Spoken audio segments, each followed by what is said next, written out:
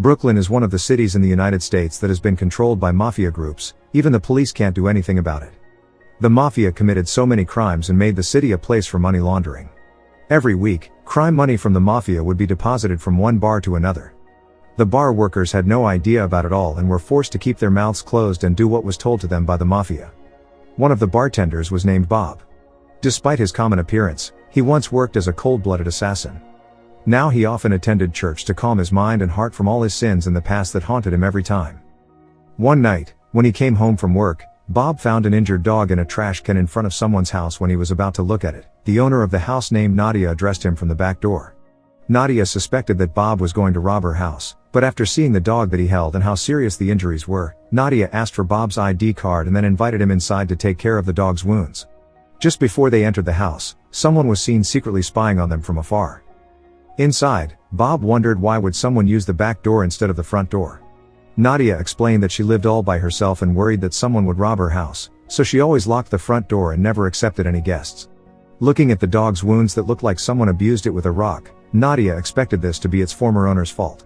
She said that during the day, she was busy with her job, so it was better for Bob to take care of it. Bob, who never had a dog before, hesitated and asked her to give him 2 days to think about whether he would adopt the dog or give it to an animal shelter. The next night, at the back of the bar, Bob asked what Marv would think if he tried to adopt a dog cub. Hearing that, Marv replied that a once cold-blooded assassin was never a perfect match with a small dog. Both of them then continued their work, but amid working, suddenly 2 masked robbers appeared in front of them. Don't think about it, just fill it. Fucking fill the bag!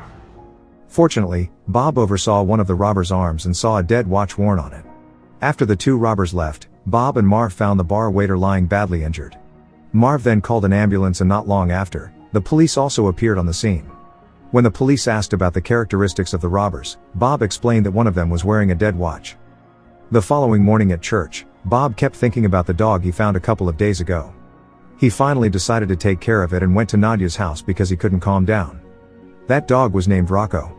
Bob, who had no experience caring for dogs at all, asked Nadia to teach him.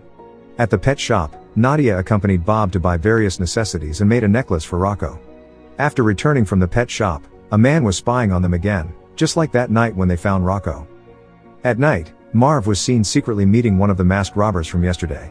Apparently, Marv was the one behind the robbery. He hired 2 criminals to rob his boss's bar due to gambling debts haunting him. Marv was furious with the robbers. Their carelessness yesterday beating the bar waiter badly caused him to call the ambulance and triggered the police visit. Marv then told the other robber to tell his friend to throw away his dead watch so the police wouldn't know their whereabouts.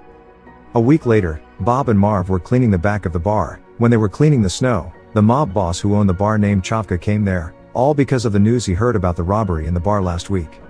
He suddenly opened his van's back door and showed one of the grunts he tortured for betraying him. He then ordered them to get back all his money no matter what. He didn't want to hear any reason or complaint about it.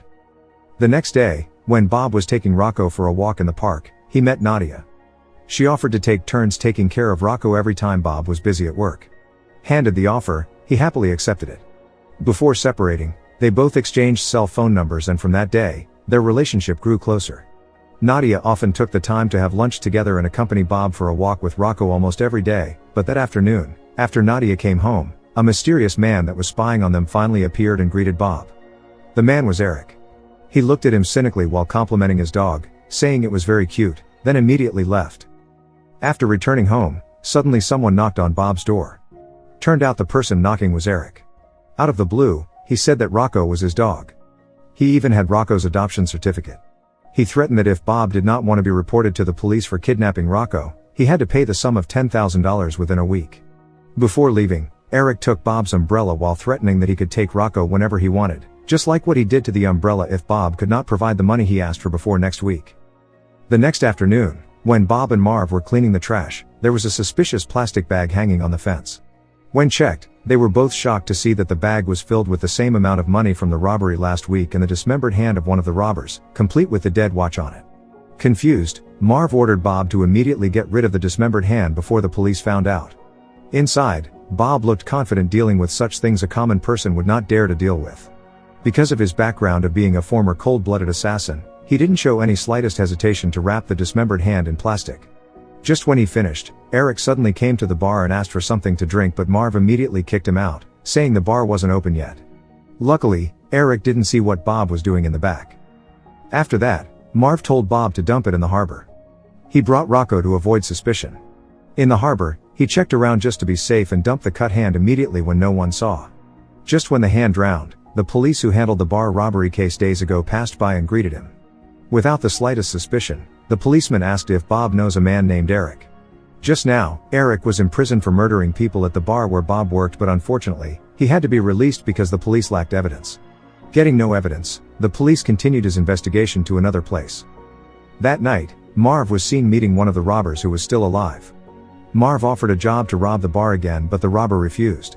He didn't want to have a tragic death like his friend, without him knowing, was murdered by Marv because he was afraid of Chavka's threat. Marv then explained that this time, he had an idea to escape without Chavka finding out.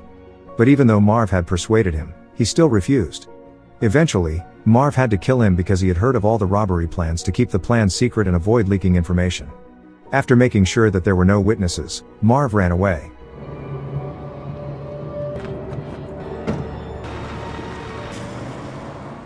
The next day, Bob went to Nadia's house to leave Rocco before leaving for work. There, he told her that a few days ago, there was a man named Eric claiming to be the owner of Rocco. When she heard Eric's name, her expression changed. Bob kept asking the same questions about Eric until she got angry and went away. At the bar, he vented about Nadia. Bob asked Marv and other bar patrons about how to handle a sulking woman. Everyone laughed and said that there were no men that could handle women in a bad mood. Not long after, Chavka came to the bar and asked for his money that was robbed several days ago and told the bartenders that there would be a money laundering transaction in 2 days at the bar. When Bob returned home, Nadia was there waiting for Bob in front of the house. Bob invited her inside, and that was when she explained everything. Eric was the ex-boyfriend that made her traumatized. To avoid a heartbreaking talk, he changed the topic and invited her for a drink to enjoy the night together. They talked about many things until dawn. Bob then took her home. Before leaving, she thanked Bob for the night, even though it was just a casual chat. She thanked him for the heartwarming night.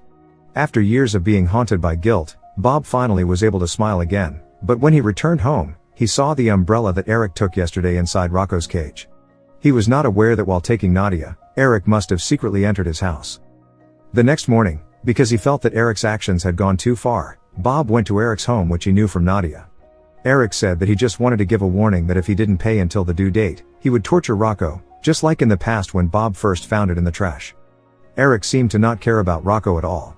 His intention from the very beginning was just to blackmail Bob because he was jealous of seeing him together with his ex-girlfriend whom he still loved, Nadia. While holding back his anger, Bob said he would pay the ransom at the bar the day after tomorrow. The next morning, Bob found out that Marv was sick and decided to give him a visit. While sitting on a couch, Marv told him that he would need to take another day off the next day so he wouldn't be there to help Bob take care of the money laundering transactions at the bar. Bob was suspicious and asked if Marv still wanted to rob the money from the bar again. Turned out Bob already knew that Marv was the evil brain behind the robbery weeks ago and pretended not to know to keep away Marv from the trouble. This time, he warned Marv to cancel his stupid plan and to never underestimate Chavka. It was lucky for him to get away from trouble before, but nobody knew what would happen to him next. No one can survive Chavka's pursuit. Unfortunately, even though Marv has been warned, he seemed to not care about it at all. During the day, Marv met Eric, who was eating at the restaurant.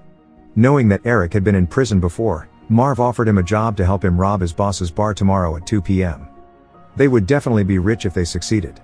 Hearing the tempting offer, Eric agreed with it without any hesitation. Marv warned him to stay focused on carrying out the robbery plan and not to mess around with Bob since he considered him a dangerous person. The next day, Eric sneaked into Nadia's house. Not long after, when Nadia got home, she was surprised to see her ex-boyfriend inside her house. At first, Eric was nice to her. He just wanted to say that he was still in love with her and wanted her back. She kept telling Eric to go away and made him angry. He forced her to come with him to the bar where Bob worked and told him that they were back together so he would leave them alone. Bob was surprised to see Nadia and Eric together but couldn't bother since he had so much to do. He had to serve the patrons as well as took care of the money laundering transaction. Bob tried to hold back his anger seeing Eric, who kept teasing Nadia. Eric then approached Bob and told him that he and Nadia are officially back together. Bob pretended not to care about it. On the other hand, Marv waited across the bar for the money laundering transaction to finish. Hours passed. When the bar was about to close, Eric went out to call Marv. Nadia then explained that she was forced to obey Eric and was threatened with death if she refused. When Eric returned, Bob gave the ransom Eric was asking for the whole week, but instead, Eric told Bob to give all of Chavka's money that was in the safe while threatening him with a gun. Strangely, Bob wasn't afraid at all. He looked so calm and casually started to tell his dark past as a ruthless mafia. His innocent look now was his penance to his sins in the past. Every week, he diligently attended the church to repent and to be a better man. Bob felt sorry for Eric. Instead of taking all the ransom money, he tried to wake up the sleeping beast inside of Bob. He was shot to death.